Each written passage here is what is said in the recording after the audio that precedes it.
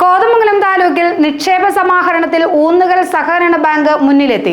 കുറ്റിലഞ്ഞി സഹകരണ ബാങ്കിനാണ് രണ്ടാം സ്ഥാനം.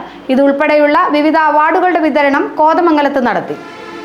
കോതമംഗലം സർക്കിൾ സഹകരണ യൂണിയന്റെ വിവിധ അവാർഡുകളാണ് വിതരണം ചെയ്തത്. ചെയർമാൻ കെ ശിവൻ അവാർഡ് വിതരണം നിർവഹിച്ചു.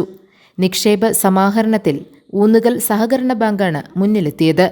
കുറ്റിലഞ്ഞി സഹകരണ ബാങ്ക് രണ്ടാം സ്ഥാനം നേടി. മറ്റ് വിഭാഗം സംഘങ്ങളിൽ പോത്താനിക്കാട് റീജിയണൽ റൂറൽ സഹകരണ സംഘവും ചെറുവട്ടൂർ റൂറൽ സഹകരണ സംഘവും 1ഉം 2ഉം സ്ഥാനങ്ങൾക്ക് അർഹരായി.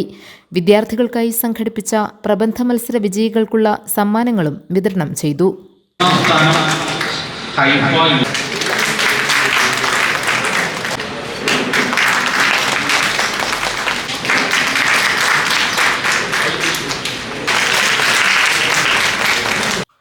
ചടങ്ങിൽ AS ബാലകൃഷ്ണൻ അധ്യക്ഷത വഹിച്ചു.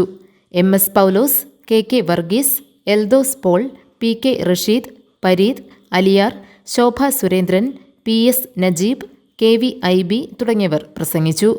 K സുനിൽ സ്വാഗതവും KK ബിനോയി കൃതജ്ഞതയും പറഞ്ഞു.